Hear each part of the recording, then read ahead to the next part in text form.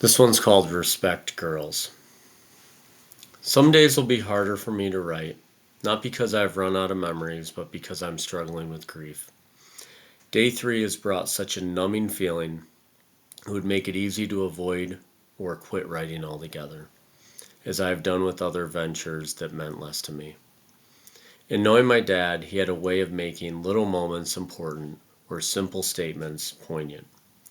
One statement that he made to me in high school kept me grounded in how I treated women and developed into a person capable of meeting my wife and raising 3 daughters. Because I went through an awkward transition and a change of schools at the same time as puberty, I was bullied by the boys and looked at with disgust by girls throughout middle school. I would often fantasize about how sad these terrible classmates would be if I was gone, because I lacked any actual power over their thoughts or feelings. In high school, this changed, and I had friends and interested females. Rather than appreciating this change and treating people as I had always hoped to be treated, I became cruel, especially to the girls I met, stringing some along and talking to a few at a time. I didn't consider feelings, maybe as retaliation, instead treating the whole thing as a game.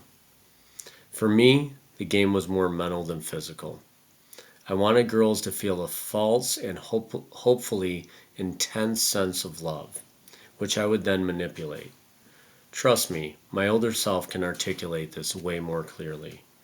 My immature self just created a game and didn't think deeply.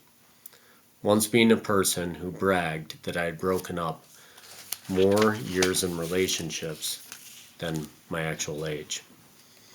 I was keeping score, but the score was probably me attempting to outdo the hurt I had experienced.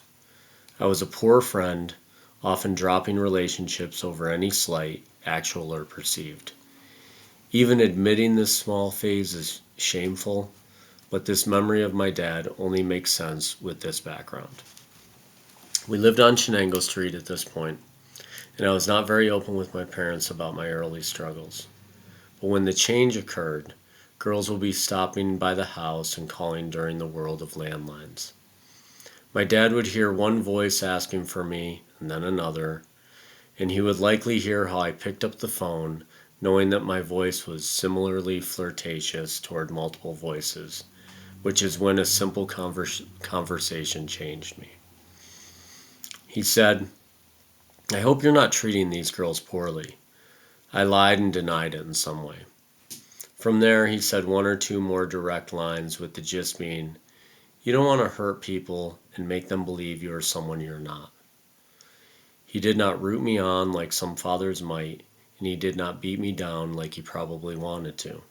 He guided me, and though I did not quit my behavior right away, I could not behave with impunity anymore.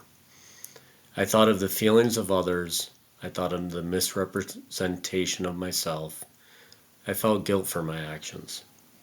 He guided me to a conscience that no longer enjoyed causing the pain I endured, and this soon changed me. The guilt caused me to draw a line in the sand, as I imagined it then, that I have never since crossed. Lara, luckily, has never had to know any other me than the one who was taught by my father that you shouldn't cause pain because you have felt pain.